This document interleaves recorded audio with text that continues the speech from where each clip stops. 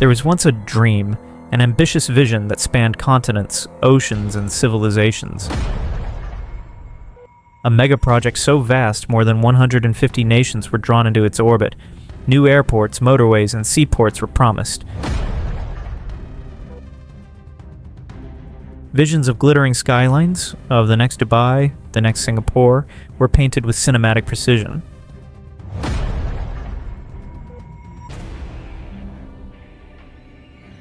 But today, those very promises lie broken. Airports stand empty, ports are deserted, highways lead to nowhere. Some countries are crushed beneath mountains of debt, while others are left with ruins that symbolize betrayal.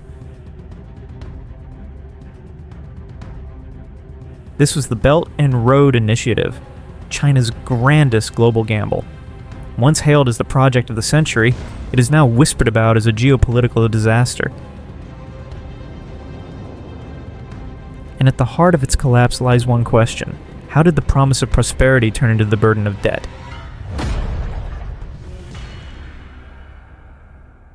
The year was 2013.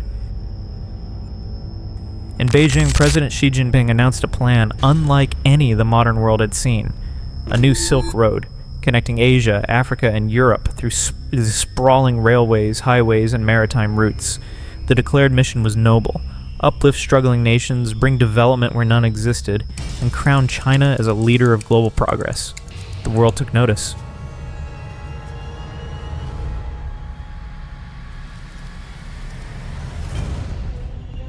Within months, over 140 nations expressed interest. Many poorer countries, shut out by Western banks and the IMF, turned eagerly to Beijing. Loans flowed swiftly. By the time the ink dried on countless agreements, China had pledged more than $1.2 trillion. But beneath the glittering vision lay a hidden strategy. China's industrial machine had outgrown its borders. Millions of engineers graduated each year. Factories produced far beyond domestic demand. Unemployment loomed. The solution? Export the surplus, export the workers, export the overcapacity, and at the same time expand geopolitical influence. The model was simple but dangerous. Offer loans to struggling nations, insist that only Chinese firms build the projects, and if the nations failed to repay, claim their assets. It was called debt trap diplomacy.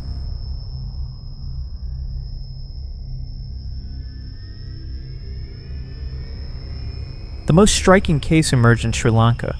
Leaders were shown dreams of a brand new port on the Indian Ocean, one that would rival Dubai as a regional hub. But Sri Lanka already had a functioning port in Colombo. Feasibility studies suggested there was no demand for another. Still, dazzled by promises, Sri Lanka borrowed over $3 billion from China. The catch? Only Chinese firms could build the port.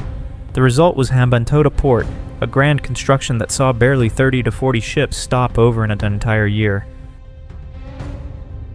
Unable to repay, Sri Lanka surrendered the port to a Chinese company on a 99-year lease. The symbolism was chilling, a sovereign nation handing over control of its land and its future.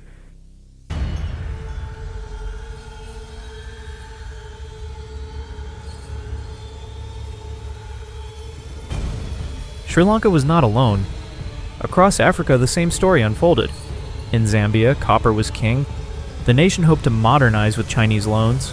By 2020, however, 43% of Zambia's external debt belonged to China.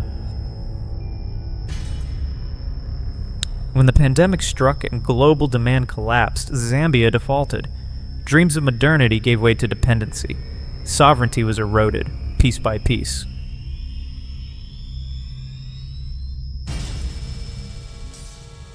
Back in Sri Lanka, another white elephant emerged, the Matala Rajapaksa.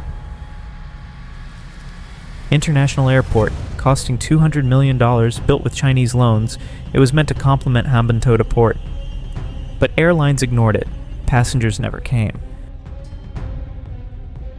Today, it is dubbed the world's emptiest airport.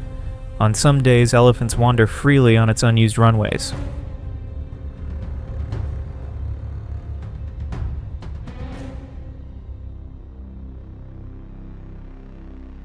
In Ecuador, the Coca-Codo-Sinclair Dam was supposed to solve the country's energy crisis. Instead, it revealed the dark underbelly of corruption and substandard construction, costing $2.6 billion, funded and built by Chinese firms. It now has over 17,000 cracks in its walls. Engineers warn it could collapse at any moment, triggering not just economic loss, but a humanitarian and environmental disaster of an epic scale.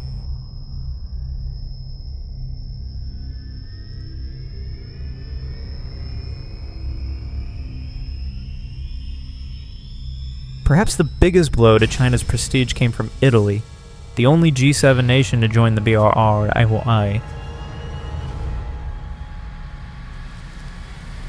Agreements were signed, investments promised, but projects never materialized. Italy gained little and later declared its participation a big mistake. Rome formally withdrew, sending shockwaves across Europe. Other nations followed. Malaysia, Myanmar, Bangladesh, Nepal, canceling or renegotiating projects. Confidence in the BRIs and Daitan eroded.